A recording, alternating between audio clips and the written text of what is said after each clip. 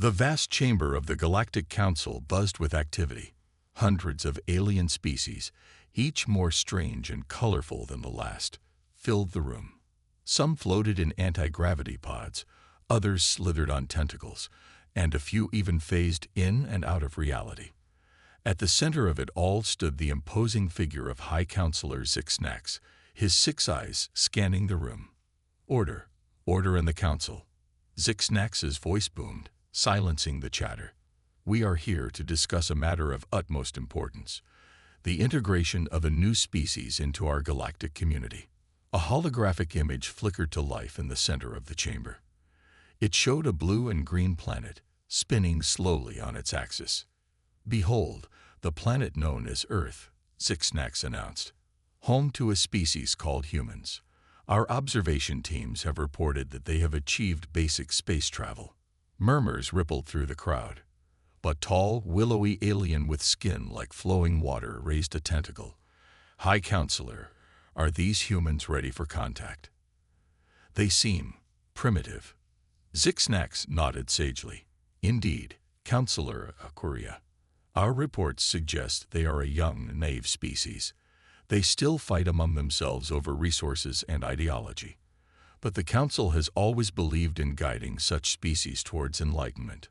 Another alien, this one resembling the sentient cloud of gas, pulsed with skepticism. And what of their technology? Surely they pose no threat to the galactic peace we've maintained for millennia. A laugh echoed through the chamber. Zixnax allowed himself a small smile. Threat? Hardly. Their most advanced weapons are crude nuclear devices and chemically propelled rockets. Nothing that could harm even our smallest scout ships. The council members relaxed, some even chuckling at the thought. Humans, a threat? Absurd. Zixnax continued, we propose a simple plan.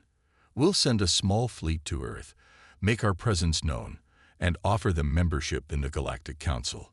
With our guidance, they'll abandon their warlike ways and join us in harmony. The council members nodded in agreement. It was a plan they had executed countless times before with other primitive species. Why should Earth be any different? But as the meeting drew to a close, a small, easily overlooked alien in the corner of the room felt a shiver of unease. Tick-tock, representative of the ancient chronoseers, saw flashes of a possible future. Flames. Destruction. The council in ruins. Tick-tock tried to speak up. Wait. I foresee. But his tiny voice was drowned out by the enthusiastic approval of the council. The decision was made. Contact with Earth would proceed. As the council members filed out, discussing how they would educate and uplift these simple humans, none noticed the small group of Earth observers huddled in a corner. These humans, disguised as various alien species, exchanged worried glances. Did you hear that? Whispered Agent Sarah Chen, her holographic disguise flickering slightly. They think we're defenseless. Captain John Martinez, currently masquerading as a 4-armed insectoid, shook his head. They have no idea about Project Prometheus or the Quantum Fleet. Should we warn them? Asked Dr. Yuki Tanaka, her form shimmering between a gelatinous blob and her human self. Martinez's eyes hardened. No, let them come. They'll learn soon enough not to underestimate humanity. As the human agents slipped away, planning their report back to Earth's hidden high command, the seeds of a galactic conflict were sown. The Galactic Council, in its arrogance, had made a grave miscalculation. They thought they were reaching out to guide a young species. In reality, they were poking the sleeping giant. Little did they know, Earth had been aware of the wider galaxy for decades. They had reverse-engineered crashed alien ships, developed technologies that rivaled or surpassed much of the Council's, and built a military force in secret that could challenge the galactic status quo. The Council's peaceful contact mission would be the spark that ignited a conflict beyond their wildest nightmares. Humanity, long prepared for this moment, would soon show the galaxy why it was unwise to judge a species by its public face. As night fell on the Council world, the stars twinkled innocently in the sky. But among them, unseen and unknown, Earth's hidden fleets waited. The calm before the storm had begun. The galaxy held its breath, unaware of the shockwave that was about to hit it. Humanity was coming, and nothing would ever be the same again. The day Earth had long prepared for finally arrived. Across the planet, people went about their daily lives, unaware of the massive alien fleet approaching their world. In secret bunkers and hidden command centers, however, Earth's leaders watched and waited. General Maria Rodriguez stood in the heart of humanity's most advanced military facility, deep beneath the Rocky Mountains. Holographic screens surrounded her, showing the incoming alien ships. "Status report," she barked. The young lieutenant responded, "Ma'am, the Galactic Council fleet has entered our solar system. They'll reach Earth orbit in approximately 6 hours." Rodriguez nodded grimly. "And our defenses? All systems are green, General. The quantum shield is ready. Our stealth satellites are in position. The Prometheus weapons are armed and waiting." In New York, the United Nations had called an emergency session. Representatives from every nation crowded into the General Assembly Hall. The tension was thick enough to cut with a knife. Secretary General Akira Tanaka took the podium, his face grave. "My fellow humans," he began, "the moment we have long anticipated is upon us. Alien contact is imminent, but not as friends or equals. They come believing us weak and primitive." Murmurs of anger rippled through the crowd. Tanaka continued, "For decades, we have prepared in secret. We have united as never before. Today, we will show the galaxy the true strength of humanity." Cheers erupted from the assembly. Meanwhile, in orbit, the Galactic Council's fleet emerged from faster-than-light travel. Hundreds of sleek, advanced ships filled Earth's skies. At the helm of the flagship, Admiral Zorn of the Vrax species smiled confidently. "Look at their pitiful defenses," Zorn sneered, pointing at the few visible satellites and space stations. "This will be easier than we thought." His second-in-command, a reptilian alien named Silith, nodded in agreement. "Shall we commence the shock and awe display, Admiral?" Zorn's smile widened. "Yes, let's show these primitives real power." On Earth, millions watched in awe and fear as the alien ships became visible in the daytime sky. Parents held their children close. Soldiers gripped their weapons tightly. In Times Square, a massive crowd gathered, all eyes fixed on the giant screens showing live feeds of the alien fleet. Suddenly, the alien ships began to glow. Beams of energy shot from their weapons, streaking towards Earth's major cities. People screamed, believing the end had come. But the beams never reached the ground.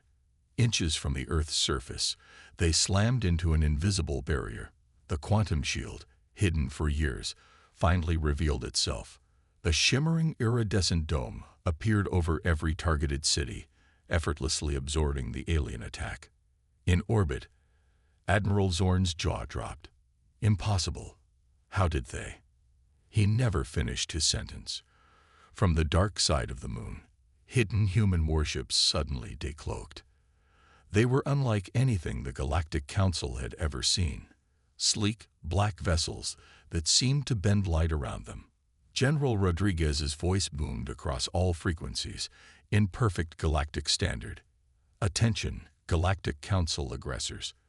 You have violated Earth's sovereignty and attempted an unprovoked attack on our civilians. This is your only warning. Withdraw immediately or face the consequences." For a moment, there was stunned silence. Then Admiral Zorn found his voice. "You dare threaten us? We are the Galactic Council. We have ruled the stars for millennia. You are nothing but primitive apes." Rodriguez's response was cold. "So be it." With blinding speed, Earth's ships opened fire. But they didn't use simple lasers or missiles. Beams of concentrated dark matter lanced out, tearing through the Council's shields like paper. Quantum torpedoes blinked in and out of existence, reappearing inside enemy ships to detonate. In mere minutes, half of the Council's fleet was in ruins. Admiral Zorn stared in disbelief as his mighty armada fell to pieces around him. On Earth, cheers erupted as people watched humanity's victory unfold on screens everywhere. Years of secret preparation, of hidden technological leaps, had paid off. The alien invaders who had come to subjugate a primitive species found themselves outmatched and overwhelmed. As the remnants of the Council fleet retreated in panic, humanity stood tall. The message was clear. Earth was not to be trifled with. The age of hiding was over. Now, the galaxy would know the true power of humanity. And this was just the beginning. As the dust settled from Earth's shocking victory, the Galactic Council found itself in chaos. Emergency meetings were called, accusations flew, and fear spread like wildfire through the galaxy. How could a supposedly primitive species possess such advanced technology? On the Council's capital world, Zenthra Prime, High Counselor Zixnax paced nervously in his private chambers. His trusted advisor, Vexilor, watched with concern. "How is this possible?" Zixnax muttered. "Our intelligence reports." Vexilor cleared his throat. "High Counselor, I believe it's time we revealed the truth." Zixnax spun around, his 6 eyes wide with alarm. "You can't mean—" "Yes," Vexilor nodded grimly. "Project Pandora's Box." Meanwhile, back on Earth, celebrations were in full swing. Humanity had revealed itself to the galaxy and emerged victorious. But in the hidden command center beneath the Rocky Mountains, the mood was tense. General Rodriguez stared at a holographic display showing hundreds of incoming transmissions from across the galaxy. "It seems our little display has attracted some attention," she mused. Dr. Yuki Tanaka, Earth's leading xenobiologist, stepped forward. "General, I've been analyzing the data from the captured Council ships. There's something you need to see." With a wave of her hand, Dr. Tanaka brought up a new hologram. It showed a strange, crystalline structure unlike anything they had seen before. "What am I looking at, Doctor?" Rodriguez asked. "We're not entirely sure," Tanaka admitted. "But it seems to be some kind of data storage device. And it's old. Incredibly old." As they discussed the mysterious artifact, alarms suddenly blared throughout the facility. Lieutenant Chen rushed in, her face pale. "General, we've detected a massive energy surge from the moon." On screens across the command center, they watched in astonishment as a section of the moon's surface began to shift and change. A massive structure, hidden for millennia, started to emerge from beneath the lunar regolith. Back on Zenthra Prime, Zixnax addressed an emergency session of the Galactic Council. The chamber was in an uproar, with representatives from hundreds of species demanding explanations. "Esteemed colleagues," Zixnax began, his voice quavering slightly, "I must now reveal a secret that has been kept for over 100,000 years." The room fell silent. Long ago, our predecessors encountered an ancient and immensely powerful species known as the Precursors. These beings possessed technology beyond our wildest dreams, but they saw the younger races as a threat. Zixnax paused, letting the weight of his words sink in. A great war ensued. The Precursors were defeated, but at a terrible cost. Countless worlds were destroyed, entire species wiped out. In the aftermath, our ancestors vowed to prevent such devastation from ever happening again. Murmurs of confusion rippled through the chamber. They created the Galactic Council to guide and control the development of younger species, ensuring that no race would ever again rise to challenge us. Earth was to be our latest project. Shock and outrage erupted from the assembled aliens, but Zixnax wasn't finished. "But now, it seems, we have failed. Humanity has not only discovered precursor technology, but they've mastered it in ways we never could." As the Council descended into chaos, a new transmission suddenly appeared on every screen. It showed General Rodriguez standing proud in her uniform. "Greetings, Galactic Council," she began, her voice calm but steely. "We've been listening to your little history lesson. Interesting stuff. But you left out one crucial detail." The camera panned out, revealing that Rodriguez was standing on the lunar surface, next to the massive structure that had emerged from hiding. You see, Earth wasn't just another project for you to control. We are the descendants of the precursors you feared so much, and we've finally woken up. Gasps and cries of disbelief echoed through the council chamber. Zixnax stumbled back, his face a mask of terror. Rodriguez continued, "For millennia, we hid and watched, regaining our strength and rediscovering our heritage. Your guidance was nothing more than an attempt to keep us down. But that ends today." She gestured to the looming precursor structure behind her. "This is just one of many legacies left to us by our ancestors. We've reclaimed our birthright, and now we're ready to take our place in the galaxy." As the transmission ended, silence fell across the stars. The hidden secret was out. Humanity wasn't just another young species. They were the heirs to the most powerful civilization the galaxy had ever known. And they were back. The galaxy held its breath in the wake of humanity's shocking revelation. The descendants of the precursors, long thought extinct, had returned. And they were not happy. On Earth, military bases around the world hummed with activity. In orbit, the newly revealed Prometheus fleet prepared for action. Humanity was ready to show the galaxy its true power. General Rodriguez stood on the bridge of the flagship, Terran Vengeance. Around her, crew members worked at stations that looked more like works of art than computers. Holographic displays showed the positions of Earth's forces and the panicking Galactic Council fleets. "All ships report ready, General," announced Captain Martinez. Rodriguez nodded. "Then it's time. Initiate Operation Thunderbolt." Across the solar system, massive ring-shaped structures hidden in asteroid fields suddenly activated. They were jump gates, far more advanced than anything the Council possessed. In a flash of blue light, Earth's fleet vanished. On Zentra Prime, the Galactic Council capital, alarms blared. High Counselor Zixnax rushed to the Central Command Center, his multiple hearts pounding.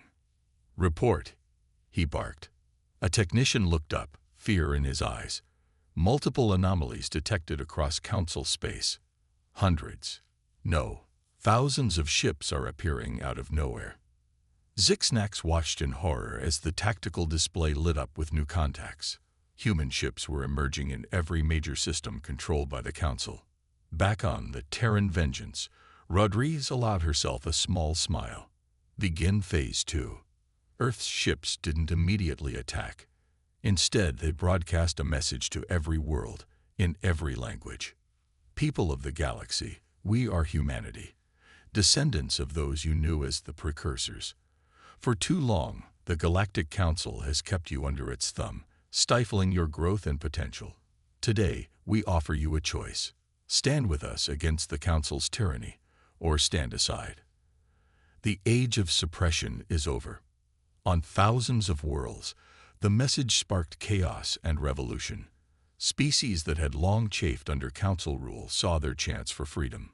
Others, loyal to the Council, prepared for war. In the Draconis system, home to the warlike Vrol, the response was immediate. Their warchief, Kizoth, sent a reply. "Humans, we have waited millennia for this day. The Vrol stand with you against the Council's lies." Similar messages poured in from across the galaxy. The Quantum Collective, a race of AI beings. The Zephyrian Star Nomads. The Chlorophyllian Hivemund. Allies that humanity had secretly cultivated for decades revealed themselves. On Zentra Prime, Zixnax watched his empire crumble. "Launch everything we have," he screamed. "Destroy the humans, and any who stand with them." The Council's vast fleets mobilized, but they were in disarray. Centuries of peace had left them complacent, their tactics outdated. As battle was joined across the stars, the true extent of humanity's capabilities became clear. Their ships phased through enemy fire, weapons tore holes in the fabric of spacetime, and impossibly advanced AI systems predicted and countered every move the Council made. On a mining colony in the Outer Rim, a young alien child watched the sky light up with the flashes of battle. She turned to her father, eyes wide. "Are we going to be okay?" The father lifted his child, staring at the spectacle above. "I think so, little one. I think things are finally going to change for the better." Back on Earth, in the hidden command center, Dr. Tanaka monitored the galactic communications. "General," she called out, "we're receiving surrender signals from multiple Council worlds." Rodriguez nodded grimly. "Good. Prepare for Phase 3. As the battle raged on, Earth unveiled its masterstroke. From the restored lunar base, a massive device activated. Beams of energy shot out, connecting to similar devices hidden on planets across the galaxy. "The Harmony Network is online," reported Lieutenant Chen. Rodriguez took a deep breath. "Activated." In an instant, every piece of advanced technology in Council space simply stopped. Ships hung dead in space, weapons fell silent, even basic computers flickered and died.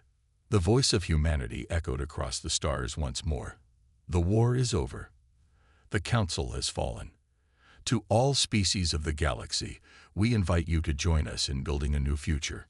Not as our subjects, but as equals. The age of the precursors is past. The age of unity begins now." As the message faded, a new galactic order began to take shape. Humanity, once hidden and suppressed, now stood revealed as the key to a brighter future for all. The Galactic Council's shock was complete. Their long reign had ended, not with a whimper, but with the thunderous return of a legacy they had tried so hard to bury. In the days following humanity's stunning victory, the galaxy was in turmoil. The fall of the Galactic Council left a power vacuum that threatened to plunge civilization into chaos. But Earth was prepared for this too. On the newly christened Unity Station, a massive space habitat in neutral territory, representatives from thousands of species gathered. The station's grand assembly hall buzzed with a cacophony of voices, translator devices working overtime to facilitate communication. At the center of it all stood General Maria Rodriguez, now serving as Earth's primary diplomat. Her military uniform had been replaced by elegant robes that shimmed with subtle holographic patterns. Beside her stood a diverse team of human experts, scientists, diplomats, and cultural attaches. Rodriguez raised her hands, and a hush fell over the crowd. "Friends, allies, and fellow sentients," she began, her voice calm but commanding. "We stand at a crossroads of galactic history." Murmurs rippled through the assembly. Rodriguez continued, "The old order has fallen, but we do not seek to replace one tyranny with another. Instead, we propose a new way forward, the Galactic Confederation." Holographic displays sprang to life around the hall, showing a new political structure. At its core was a principle of shared governance and mutual respect among all species. "No longer will any one race dictate the fate of others," Rodriguez explained.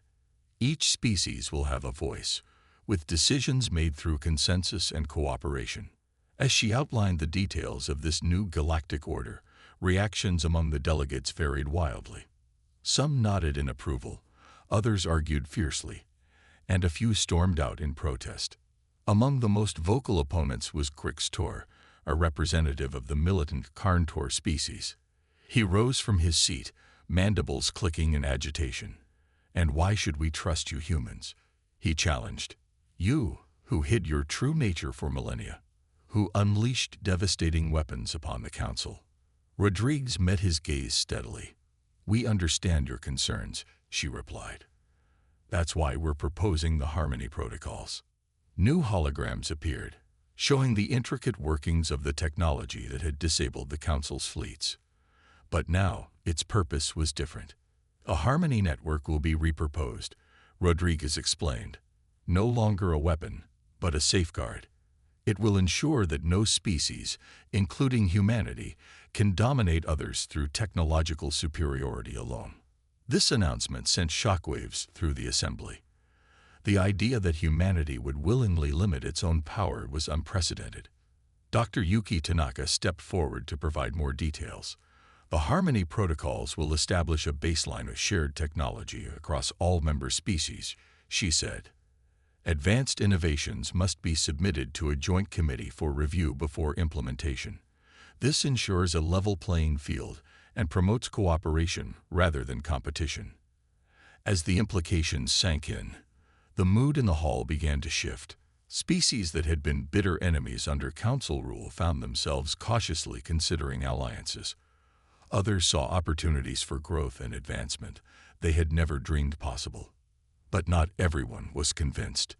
In a dark corner of the station, a group of former Council loyalists huddled in secret. Led by the deposed High Councilor Zixnax, they plotted revenge. "We cannot allow these upstart humans to reshape the galaxy," Zixnax hissed. "We must find a way to strike back, to reclaim what is rightfully ours." His co-conspirators nodded in agreement, unaware that their every word was being monitored by Earth's advanced AI systems. Back in the assembly hall, the debates raged on. Some species pledged immediate support to the Galactic Confederation, while others remained skeptical. A few, like the enigmatic energy beings known as the Steril, chose to withdraw from galactic affairs entirely. As the first day of negotiations drew to a close, Rodriguez found a quiet moment alone on an observation deck. She stared out at the star-filled void, the weight of responsibility heavy on her shoulders. Captain Martinez approached, offering a sympathetic smile. "Quite a day, General." Rodriguez nodded. "We've won the war, John. Now comes the hard part, winning the peace." As they stood there, watching distant suns twinkle, the fate of the galaxy hung in the balance. The age of the Galactic Council was over. The era of the Galactic Confederation was just beginning. And humanity, once hidden in the shadows, now stood at the center of it all, ready to guide the galaxy into an uncertain but hopeful future. Months had passed since the formation of the Galactic Confederation, and the initial excitement was giving way to the hard realities of governing a diverse galaxy. On Earth, the mood was tense as leaders grappled with their new responsibilities. In the Oval Office of the White House, now serving as Earth's primary seat of government, President Amelia Chen paced back and forth. Holographic screens floated around her, each displaying reports from different sectors of the galaxy. "Another trade dispute in the Orion Arm," she muttered, swiping the screen aside. "And the Zarthaxians are threatening to leave the Confederation over the shared technology protocols." Her aide, a young man named Marcus, looked up from his datapad. "Madam President, we've just received an urgent message from Unity Station. There's been an incident." Chen's eyes narrowed. What kind of incident? Meanwhile, on Unity Station, chaos reigned. Alarms blared as security forces rushed through the corridors. In the central plaza, a group of aliens from various species huddled behind makeshift barricades, brandishing weapons. "Freedom for all," shouted their leader, a hulking reptilian creature named Krasnak. "Down with human tyranny." General Rodriguez, caught off guard by the sudden uprising, coordinated the response from a secure command center. "How did they get weapons past our scanners?" she demanded. Lieutenant Chen, her face grim, pulled up a holographic display. "They didn't, ma'am. They'd made them using the shared technology database, and then improved on the designs." Rodriguez's eyes widened. The very system they had put in place to ensure equality was being used against them. Back on Earth, President Chen convened an emergency meeting of her advisors. The room was tense as they discussed the growing crisis. "It's not just Unity Station," reported the Secretary of Galactic Affairs. "We're seeing pockets of resistance across multiple sectors. Some are calling for a return to Council rule, others want complete independence." Dr. Tanaka, now serving as Chief Science Advisor, spoke up. "There's more, Madam President. We've detected unusual energy readings from several former Council worlds. It appears they're attempting to reactivate old precursor technology." A hush fell over the room. The implications were staggering. If other species gained control of precursor tech, the delicate balance of power could shift dramatically. President Chen's voice was steel. We need solutions, people. How do we stabilize the situation without resorting to the very tyranny we fought against? As Earth's leaders debated, the crisis continued to unfold across the stars. On the jungle world of Verdana, a coalition of plant-based species declared their intention to form their own sovereign alliance, separate from the Confederation. In the asteroid mines of the Kuiper Belt, human workers clashed with alien laborers over resource distribution, sparking a strike that threatened to cripple the sector's economy. And in the depths of space, a mysterious signal was detected, coming from beyond the edge of known space. Its message, broadcast in an ancient precursor code, chilled those who managed to decipher it. The travelers return. Judgment awaits. On Unity Station, General Rodriguez finally managed to open a dialogue with the rebel leader, Krasnak. In a tense standoff, she faced the angry alien across a hastily erected force field. "Why are you doing this?" she asked, her voice calm despite the circumstances. "The Confederation offers freedom and equality for all species." Krasnak snarled. "Equality? You humans still hold all the real power. You control the Harmony Network. You have access to precursor knowledge we can only dream of. True equality means sharing everything." As Rodriguez tried to negotiate, she couldn't help but wonder if Krasnak had a point. Had humanity, in its rush to reshape the galaxy, inadvertently created new forms of inequality? The crisis reached a boiling point when a group of former Council loyalists, led by the fugitive Zixnax, launched a daring raid on Earth's lunar base. Their goal, to seize control of the Harmony Network and plunge the galaxy back into chaos. As alarms sounded across Earth and its colonies, President Chen made a decision that would shape the future of human-alien relations forever. "Activate the Phoenix Protocol," she ordered, her voice heavy with the weight of history. Across the galaxy, humanity's hidden failsafe sprang to life. The stage was set for a confrontation that would determine the fate of not just Earth, but all sentient life in the cosmos. The Galactic Confederation faced its first true test, and the galaxy held its breath, waiting to see if this new order would stand, or fall like so many before it. The activation of the Phoenix Protocol sent shockwaves through the galaxy. On every world, in every ship, mysterious devices long hidden by humanity suddenly came to life. A Harmony Network pulsed with newfound energy, linking all sentient beings in a web of shared consciousness. For a moment, the entire galaxy stood still. On Earth, President Chen watched anxiously as reports flooded in. "What's happening out there?" she demanded. Dr. Tanaka's eyes were wide with wonder as she studied the incoming data. It's incredible, Madam President. The Phoenix Protocol isn't a weapon. It's a bridge. Across the stars, beings of all species found themselves experiencing the memories, feelings, and perspectives of others. Humans felt the collective consciousness of hive minds. Warlike races understood the pacifist philosophies of their neighbors. Ancient grievances were seen through new eyes. On Unity Station, General Rodriguez and the rebel leader Krasnak suddenly staggered, overwhelmed by the influx of shared experiences. You feel like this all the time," Krasnak gasped, experiencing the weight of responsibility that Rodriguez carried. The general nodded, her own mind reeling from the alien's lifetime of struggles. "And now I understand why you fought so hard against us." As the initial shock wore off, a wave of understanding swept through the galaxy. Species that had been on the brink of war found common ground. Misunderstandings that had festered for generations were cleared up in moments. In the lunar base, the attacking forces led by Zixnax lay down their arms, overcome by the futility of their actions in the face of this new shared reality. Zixnax himself wept openly, overwhelmed by the collective hopes and dreams of the very beings he had sought to control. "What have we done?" he whispered. "What have we wasted in our fear and pride?" As the hours passed, the galaxy began to stir once more, but everything had changed. The Galactic Confederation, once teetering on the brink of collapse, was reborn. Species that had demanded independence now sought closer ties, recognizing the strength in their diversity.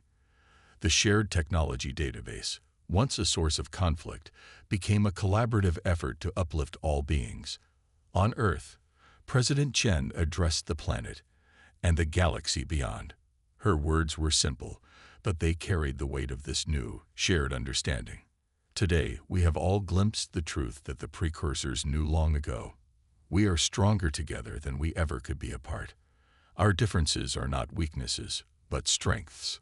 Today marks not just a new chapter for humanity, but for all sentient life. As she spoke, the mysterious signal from beyond known space intensified. But now, with their newfound unity, the beings of the galaxy faced the unknown without fear.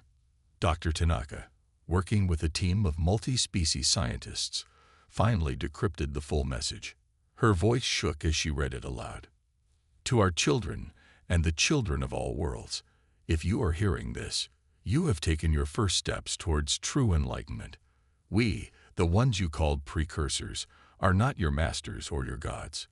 We are your forebears, and we have waited long for this day. Now you are ready to join us among the stars. The true journey begins. A stunned silence fell, followed by a swell of excitement that rippled across the cosmos. The galaxy, once divided, now stood united. And on the horizon, a new adventure awaited. In the depths of space, ancient engines roared to life. Megastructures, hidden for millennia, began to move.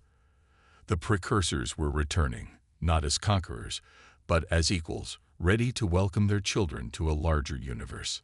General Rodriguez stood on the observation deck of Unity Station, watching as the first precursor ships appeared in the distance. Beside her, representatives of 1,000 worlds gathered, their differences celebrated rather than feared.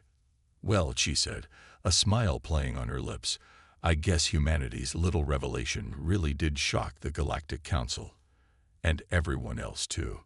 As laughter rippled through the assembled beings, a new era dawned. The age of isolation was over. The age of true unity had begun, and humanity, once hidden in the shadows, now stood proudly alongside their galactic brothers and sisters, ready to face whatever wonders or challenges the universe had in store. The greatest adventure in the history of all species was about to begin.